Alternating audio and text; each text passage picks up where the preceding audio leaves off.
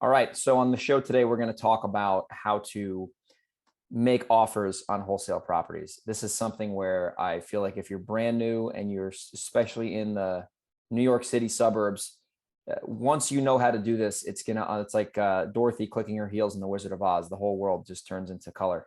So this is a skill that you must master, or else every time you do marketing, you're not going to really know what to do, because you get all these leads and you don't know what they're worth, you don't know what to pay, and then you don't know how to make money. So Michael, you are the master of valuing properties.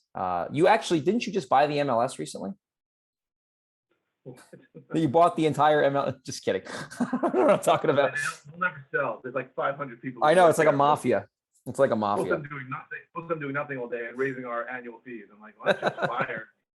I went in there one time. I'm thinking, why don't you fire those 30 people who do nothing all day and then lower our annual fees? Wouldn't that be logical, right? Wouldn't that be amazing? How do you do this, Michael? This is where so many people just get smoked. Like, let's just do this. How do you do it in your area, right? What do you do when you get a lead? Obviously, you don't speak to the seller. You get involved later on. But how do you decide this property in Floral Park needs to be bought here in order to make money? Because that's a lot of wholesalers just have no idea how to do this, and they send bad deals out, right? Right. So first of all, I completely understand why people who are starting are terrified of this, right? Because they're obviously afraid that they're going to make an offer that's going to be too high, going to get accepted, and then they're going to get screwed and lose money. And really, it's very specific to New York that you're taking on that risk, because in 49 states, really, you can easily get a contingency in there, called inspection contingency, partner's approval. Right. Where if you find out that, hey, I can't find anybody to buy this if I want to wholesale it, or if I realize that I'm paying too much, I can get out of the contract. In New York, I would say almost every contract, not every contract I've ever gone into, I don't have any outs. I don't have any contingencies. I have to either assign the contract or I have to close. So I completely understand why people are concerned about it. So to make an offer really is a few steps, right? The first step is to come up with a value based on comparable sales. And there's a few steps for that, because most of the time when you want to wholesale it, you need to come up with an ARV, an after repair value. So what is this really worth to someone who's going to fix it up and do everything to it? There's also a possibility of, well, let's just stick with that for wholesaling, because if we there are other options to disposition a property. You may want to close on it and then wholesale it, which means do very little work to it. Hard to do that now in this market, by the way. Or you may want to actually close on it and do all the work to it. Yeah. So everything is specific. So the first thing is so when I'm looking at a property, because I'm not afraid to close on it, and I'm sure people when they're starting they don't want to close on it, but when I look at a property, the first thing I look at is what's the ARV, right? So what are similar homes that are completely all redone going for? That's the after repair value. I also look at, well, what are cruddy homes, assuming the house is financially mortgageable as is, right? So I'm talking about not the worst case scenario. We go buy these bank-owned properties where they're already they're vacant and they've already been what do they call it?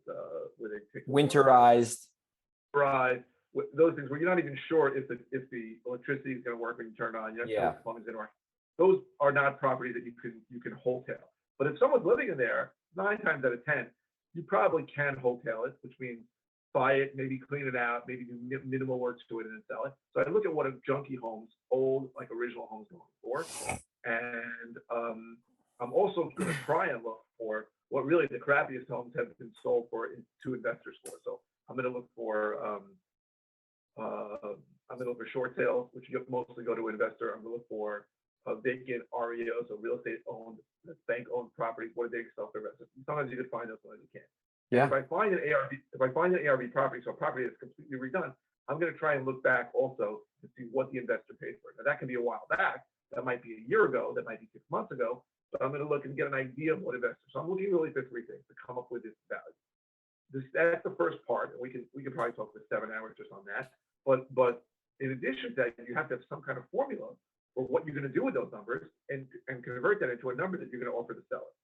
So assuming let's just go with wholesaling, right? So, and you come up with an ARV, right? The property next door is same property, never going to be the same property, and it just sold for $600,000, for example, right? I just put a property out. I'm looking at the request on another screen.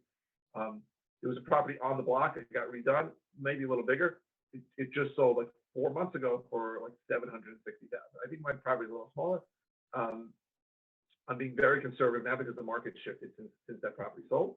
And we can talk about all sorts of those things. So I'm thinking my property is maybe 600 to 650 property. So once you have that value, right, you get comparable sales for value. And we're talking about 1 to 4 family properties here because 5 or more units is a completely different system. But you need a formula. So the general formula that I work on in my area, and this is just a formula, it's just a guideline, is that I want to buy it around 70% of the ARV of the repair value minus what I think the repairs are going to cost. And I want to wholesale it at 80% of that value minus what the repairs cost. Now, people in other markets may listen to that and go, that's crazy, because I heard that you always have to sell it to a rehabber for 70% of the ARV minus repairs cost. So the way it works is in my area and a lot of your areas, they're very high priced properties, like $500,000, $600,000, $800,000. So let's think about how that works. Now, in most of the country, things go for $150,000, $200,000.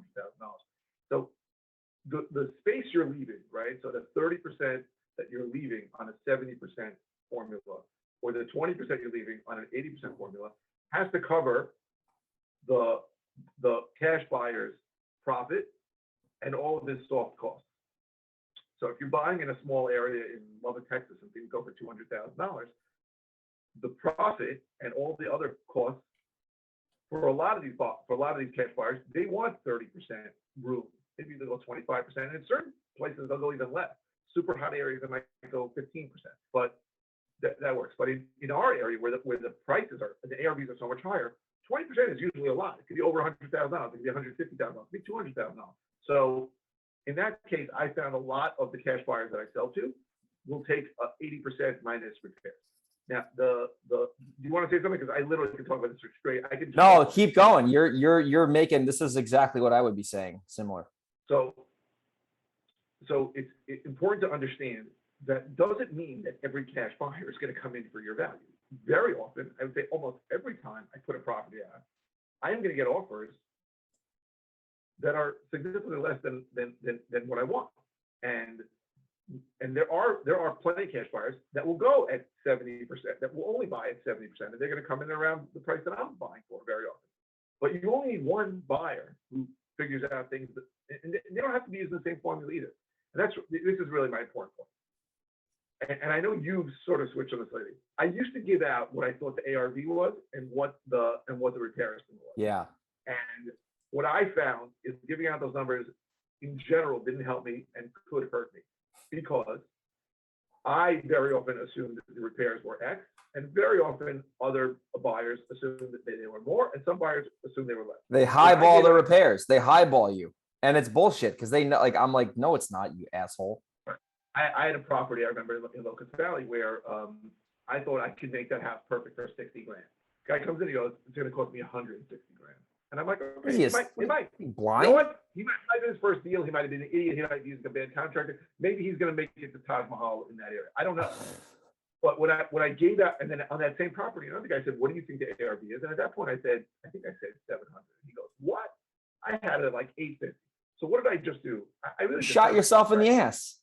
Right? Because now he's really thinking, this is not good, right? The numbers are all wrong. So so what scares people, and I completely understand, and I live through this fear, is that, hey, I'm gonna I'm gonna come too low on the actual repairs, and I'm gonna go too high in the ARV, and I'm gonna buy this property, I'm gonna get into contract, and everybody's gonna be wrong. The beauty of the reality that we both discovered is that everybody's ARV is going to be different than yours, and everybody's comparison is going to be different than yours. There's no way everybody's going to be on the money with you. And you may assume the ARV is, let's take the example, it's 650 for the house. There are people that might say the ARV is 750 for the house. And those same people may put their repair estimates lower than yours, and they'll pay more. So the fear is that you're always going to get this wrong. The truth is, if you have a decent enough buyers list, and I know you and I both do, there's somebody out there. What we've learned from putting offers in is that if we buy it the way we want to, we're probably going to find a buyer to take it. And the worst case scenario, if we can't find a buyer, is we'll close on it because we know and we Good deal. bought it cheaper, we can make money on it. Yeah, no, that's huge. And this is where I was telling somebody yesterday and they weren't like getting it. I was like, listen, I'm going to tell you how to do this right now, but you need to just do this. Like I can explain this to you and I can show you. I've done probably 5,000 deal analyzation sessions. So for me, it's like, it's not really fair for me to even explain it to you because it's not, it's going to be like me speaking Tagalog, what is it? Tagalog? Solid, right? Yeah. And like, you're not going to, yeah. It's not an exact science. That's the, Yeah, it's not. I can't just give you a framework because it's like I can go look at a property anywhere in like lower Hudson Valley and even your area and be like, oh, this is the number. This is where I need to buy it at. Because we've done so many deals, we know the cost basis. I know the construction. I know. So I can just be like, oh, at this number, we're going to make money. We're going to make 45 grand. But like for someone brand new who's never done that, who doesn't have that data, it's like really difficult. And that's why we always encourage, just call us and we'll do deals together for heaven's sake.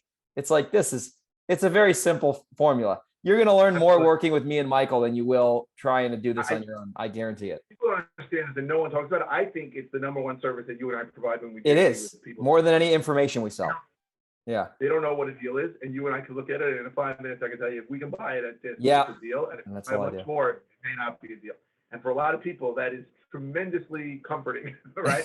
And I throw the deposit down and Uncle Helbeck puts the deposit down. You can't go wrong with that. You can't go. It's a no lose deal. So what I was trying to say was, if you really were to do this and you're brand new and you don't want to work with Mike and I, which is fine. Obviously, we're no pressure salesmen. You have to look at the property, and I look at it two ways, like you said. What is this ARV? And the thing with ARV we talked about it on our innovation show is like at the end of the day, there's only like maybe 10% of all the inventory is ARV inventory because it's from a flipper. I think less. Yeah, right. Maybe 5%. So really at the end of the day, yeah, you can come up with your ARV, which all the gurus teach, which by the way, that's kind of horseshit because it's like maybe 1 out of 15 is nice. The real number I like to look at is what are similar houses to this house, capes, bi-levels, colonials, whatever, ranchers. What are they selling collectively? Like generally, like I was looking at a deal in Connecticut yesterday that we're going to be buying in Fairfield County. So it's just like Long Island. It's a very expensive area. And, you know, I couldn't really pinpoint the value of this thing. And it was like kind of bothering me. So I was like up late last night, like on the MLS, and I'm looking at this thing. I'm like, what the hell? And I found a freaking model match comp. It was not ARV, but it was same house, same style. I'm like, oh, this is a 520 ARV all day long, as you would say, easy peasy Japanesey. And I'm like, I got it now. And then I texted Brett at like 2 a.m. Eastern. I'm like, hey, all right, we got it. We're good. Let's buy this thing. So you have to look at what are those similar houses selling for, and how does that compare to your property? Like if your property doesn't need a lot of work, like it just needs like maybe you can paint the bath. Like most houses, you know, well, I wouldn't say most houses. A lot of houses don't need that much work to look pretty nice.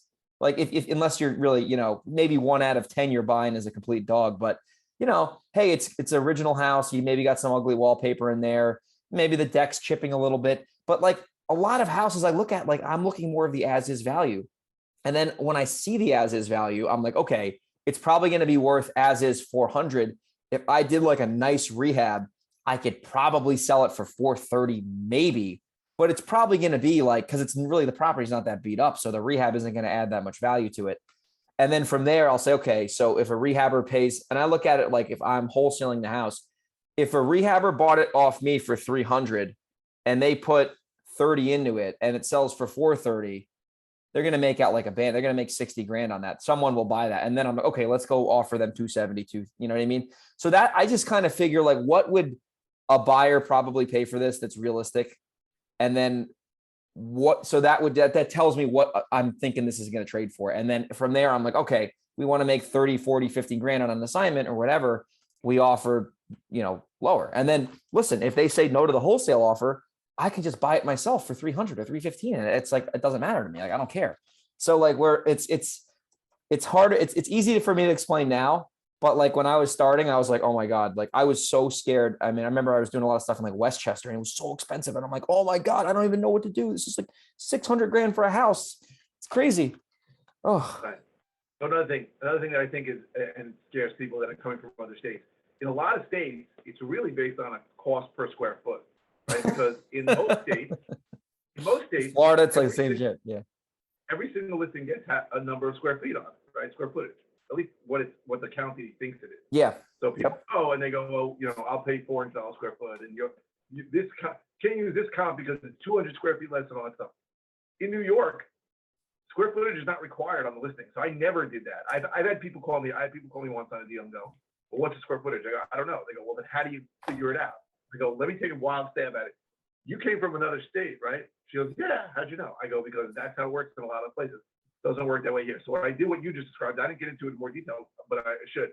So I look at what similar style homes, right? There's only like 6 styles in the whole Long Island, right? There's a ranch, there's a high ranch, Mostly there's a capes. split, there's a cape, there's a colonial, and then there's like, a couple of weird things in between. But that's covered. Contemporary. There's a lot of contemporaries, like out probably in Suffolk, you know. I usually make something new. and I really hate nice. those houses, But, by the way. I hate contemporaries. No very comps. hard to figure. Yeah. So I try to find the same style, and then I try to find the same bedrooms and bathrooms. That's what I try to do. And you can't always find the same bedrooms and bathrooms, but similar. Half a bathroom isn't going to make that much of a difference. Something that's a 1 bathroom, I'm not going to comp to 2 or more bathrooms. I'm not going to comp something, like a 2 bedroom to a 3 bedroom. I think it's different. But once you get up to 4 or 5 bedrooms, it's probably similar. So that's what I look at. And we're looking for prices looking for properties in a very close proximity, right? So really close. I try not to cross busy streets if I don't have to. And then we're looking for same style, similar bedrooms and bathrooms. And what are they selling for? And then I look at the condition to get an idea. So if it's junky, I'm going to, figure this for, it's less than what I need to do. And if it's in perfect condition, then it's a really good ARB comp. That's what I look at. Yeah, And no, again, that's it's not very hard to teach that. And I've done it's hard. multiple videos Yeah, it's hard. sharing my screen doing it. It is not an exact science. It's not. And sometimes I'll go back. Like, I don't want to do properties that I sort of in contract right now. So I'll go back and I'll do properties that I already wholesaled or I flipped already.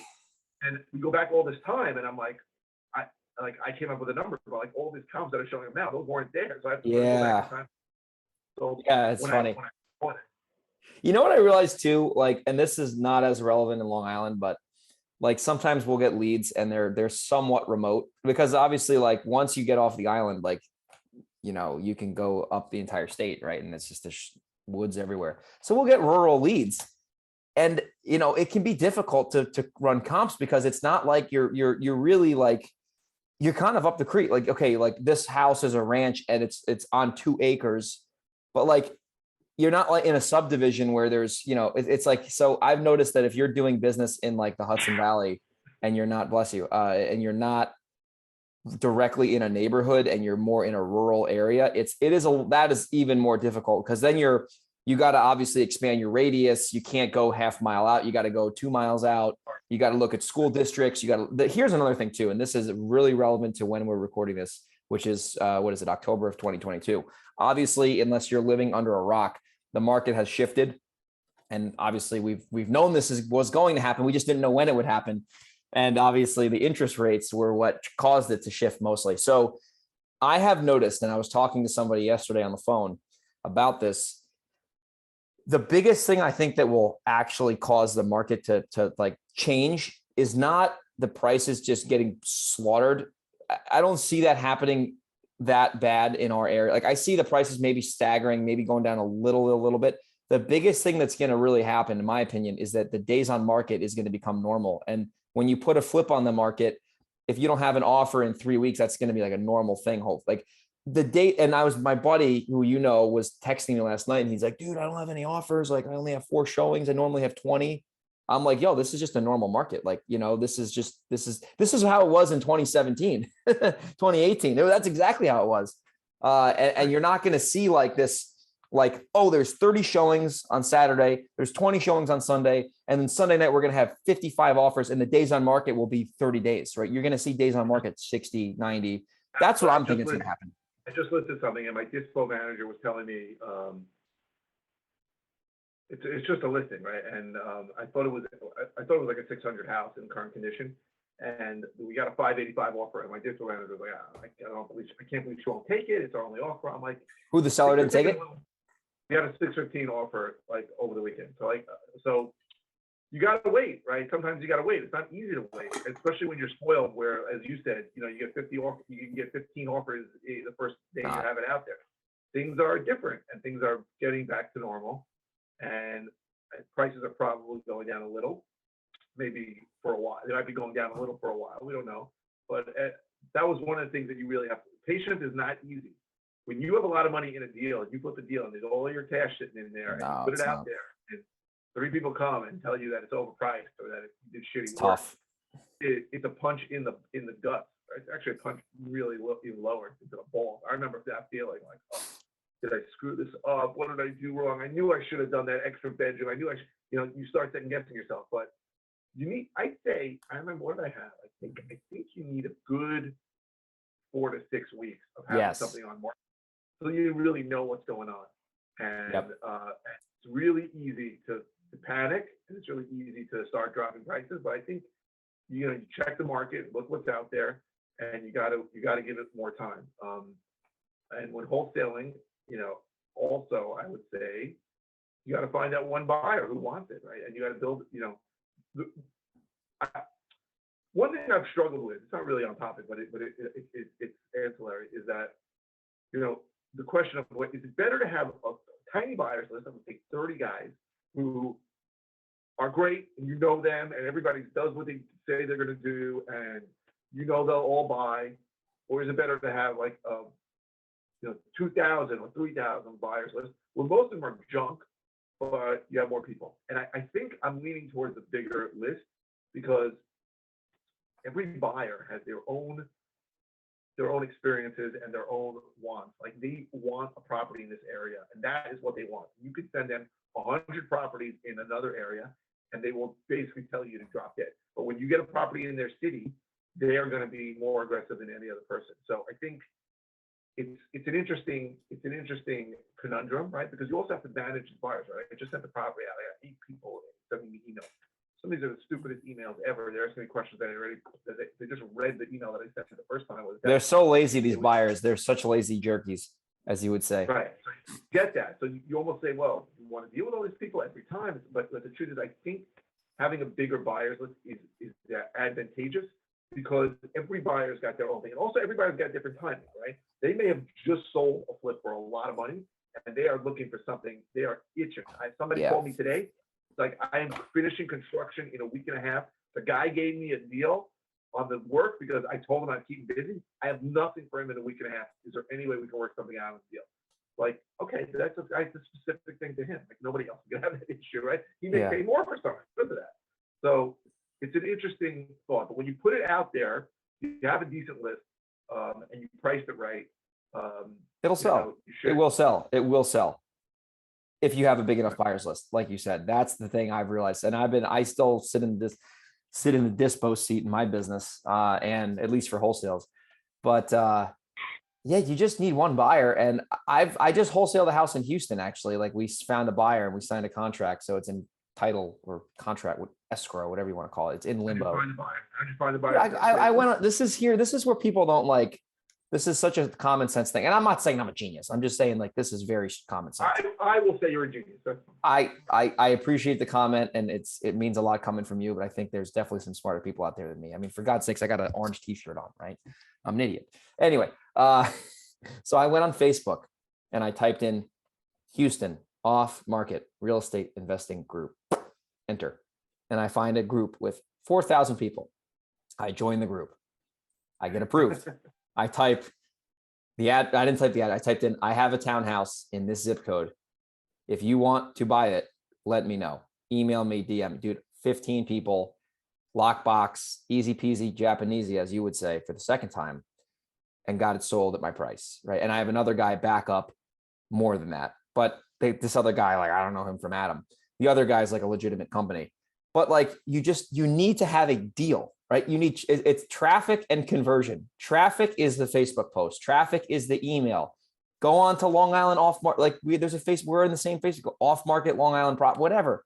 Just type it in. Like, it's not like, people will see that, right? And if you actually have a deal that makes sense, somebody will buy it. It might just not take a day. It might take, like, we've been selling some of our wholesale stuff.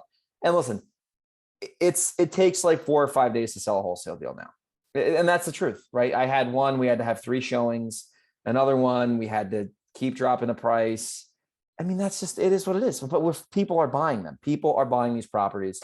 Maybe 1 out of 10, we can't find a buyer, but like, it's still not a problem. You're buying it right. You're gonna find that's the thing that people also, when they start, they're terrified of, right? What if I get this deal and I did everything right and no one wants to buy it? And the truth is, it just doesn't happen, right? We're in an amazing time in history. Amazing, right? For me, listen, I know what pre-internet is, right? 1997 was not, I was 26. There was no internet then, right?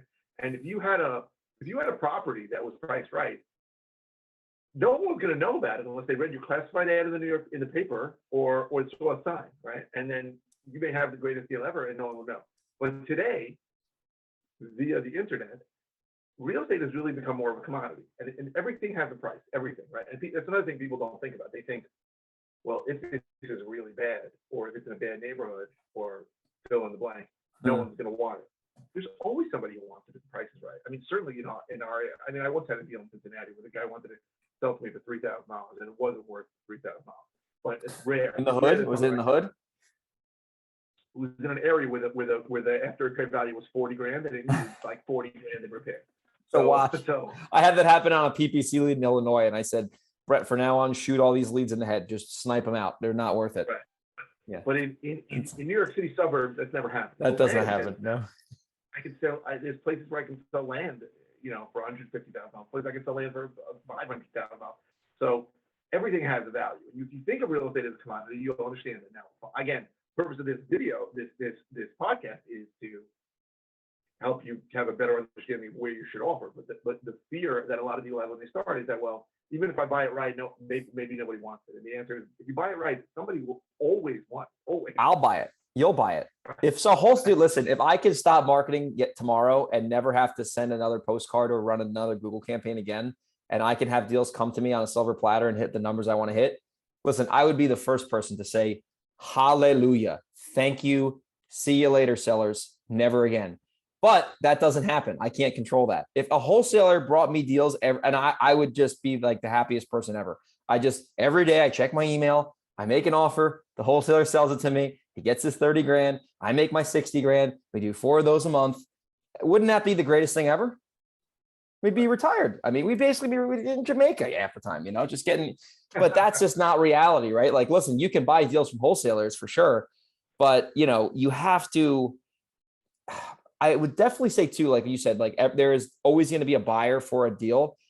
It has to be a deal. Like if wholesalers send me stuff all the time, and I just think that their numbers don't make sense. I'm like, listen, you're trying to sell me a property. By the way, you probably don't even have it under contract because you're being weird about how you're communicating with me.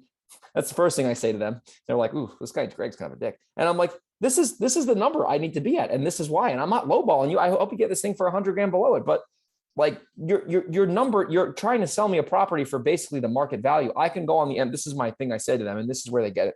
I say, at your price that you're telling me you want to sell it to me for, I can go on the MLS and buy something cheaper. And then I don't usually say this because they'd really probably throw a pitchfork at me. They'd find me. I say, the truth is, this is what goes in my brain.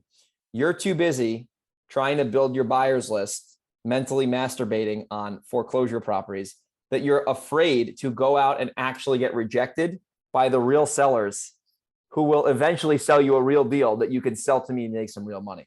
If people just took what I just said and processed that, that is usually the truth. Can you not agree with that? It's like human nature. Absolutely. People don't want to get rejected. I'm looking at people I have to call back. 2 guys are saying, would you like to buy a property? Like, I know these guys are brand new. So when I call them up, I go, listen. I'm the same way. I'm kind of a dick. I'm going to give you 5 minutes of my time. Yeah. You're not going to like one word I'm going to say. So number one, don't build your buyer's list until you have a deal. I go, all you're doing, as Greg Helbig says, is mental masturbation. It feels good, but it's not what you really should be doing something else. Right. So, and I tell them, and I explain why. I go, reverse wholesaling sounds good. It doesn't really work in New York. And the truth is, you're not going to know if they're a real buyer if you're not giving them a real deal and seeing how they react. So first get the deals. And I said, and I know that, and I go, that's the hard part. I go, real easy to call people, look at Google ad, look at Google people. They click my ad. And this one guy, I said, if you fucking click my ad again, I'm going to really get pissed. Stop. It's the same guy twice. I said, if you fucking call my ad again, I am going, because he's clicking on the website and I'm like spending real money now. I'm spending like 150, 200 bucks a day. I'm like, dude, fuck off. You know, I went nuts on this guy. I went nuts on. I'm like, you fucking, oh, don't even get me started with that. Don't even get me started, dude. I went bananas the other day. Continue. Right. So I don't go bananas on them. Yeah. I don't really check if they click. I'm like, this is through text though. It was through text. So it wasn't as, yeah, anyway. Like the hard part is talking to sellers. Yeah. Everybody wants the easy part, talking to buyers. Calling people up who you don't even know if they're the buyers, and you say, hey, if I can make you money, should I call you back? And 99, sure, why not? You don't even know if they're ever going to buy a property. I said, but the hard part is talking to sellers. I said, so spend your time talking to sellers. 100%. That's where you're going to actually be able to make real money. Right. And I listen, there's people that we know, and I don't know this business model that well, but I do know that there are people not in New York. So if you're listening and you're in New York, this does not apply. Don't even try it. That are in Phoenix, Dallas, Vegas, Florida, like, you know, the typical areas, Tampa Bay, and their whole business is basically dispositions. Like their whole pitch is like, don't market to sellers, just find buyers. And I bet you that works a lot better in those areas. But if you're listening to this podcast and you are in Long Island or the Hudson Valley or anywhere in New York, that does not work. Okay. And we're not trying to like, we're just telling you guys the truth. The guys and girls listening, this is the truth. That does not work. Spend your time on sellers.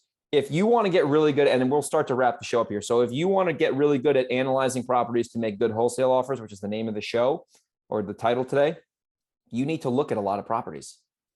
If like, here's something that you can do for free that will cost you no money. It'll take you some time, but that will be a good investment of time because you'll build a skill. Go on Redfin and go to one zip code that's hot, like in my area, 12553. Take all of the properties that are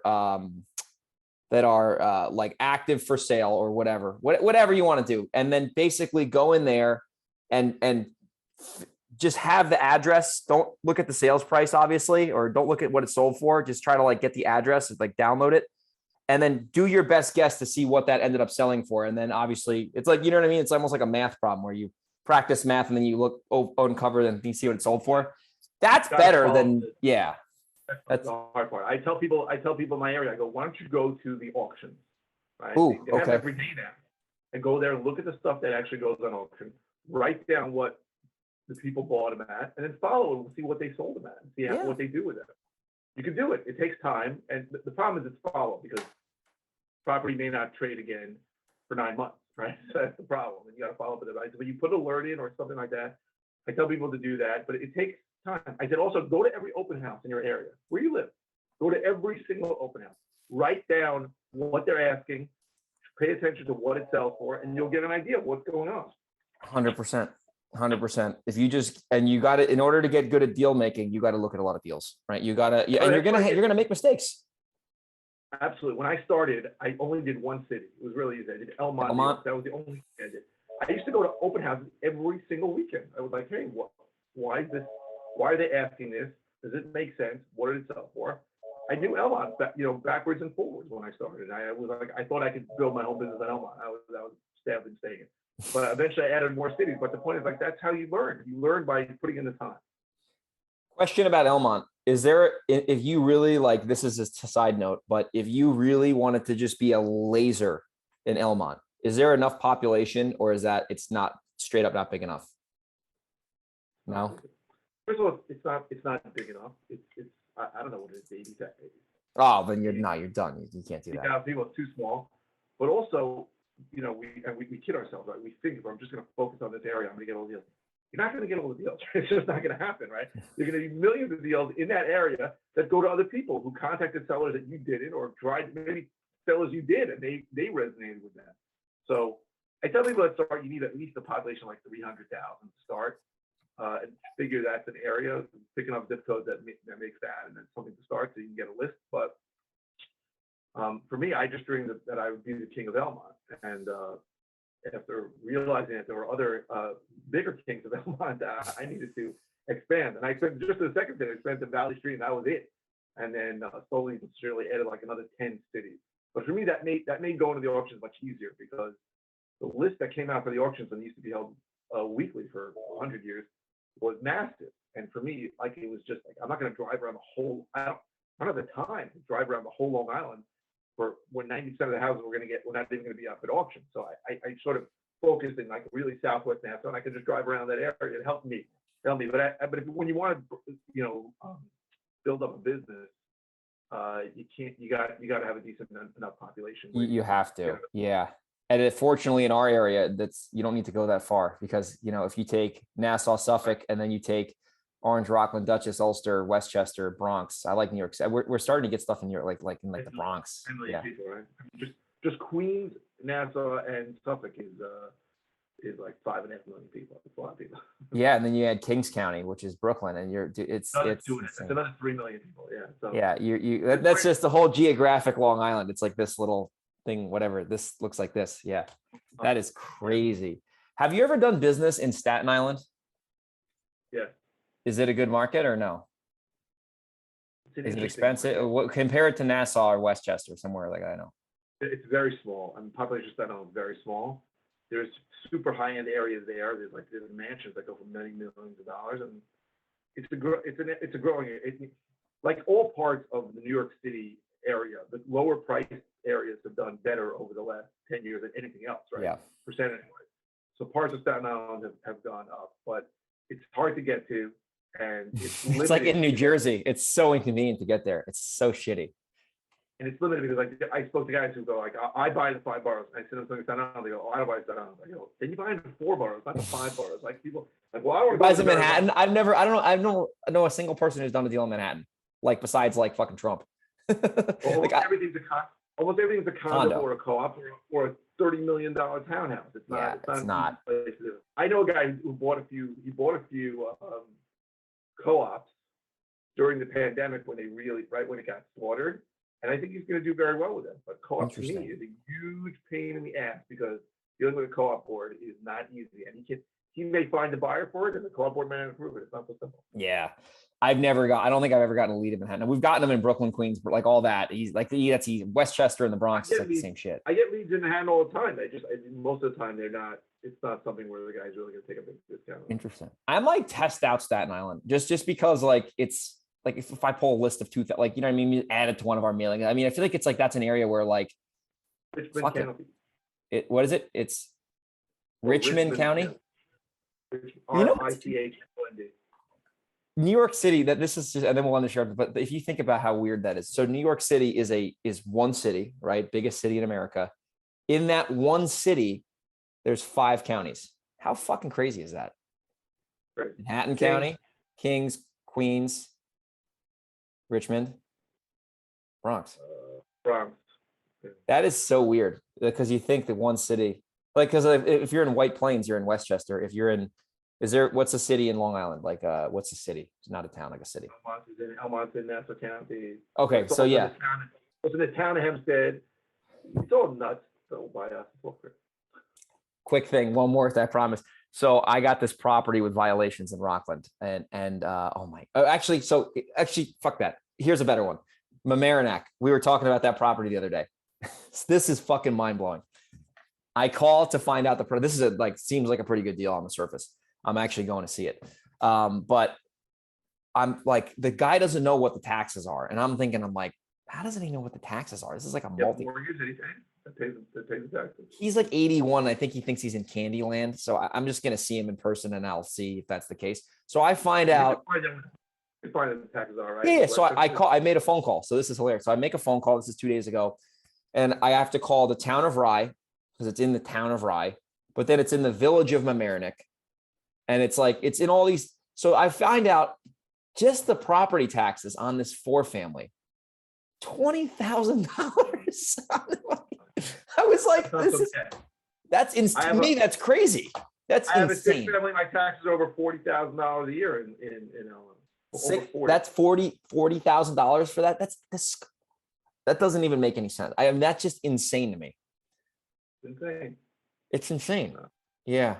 Anyway, well, there are people living in me where their tax on their house is like $70,000.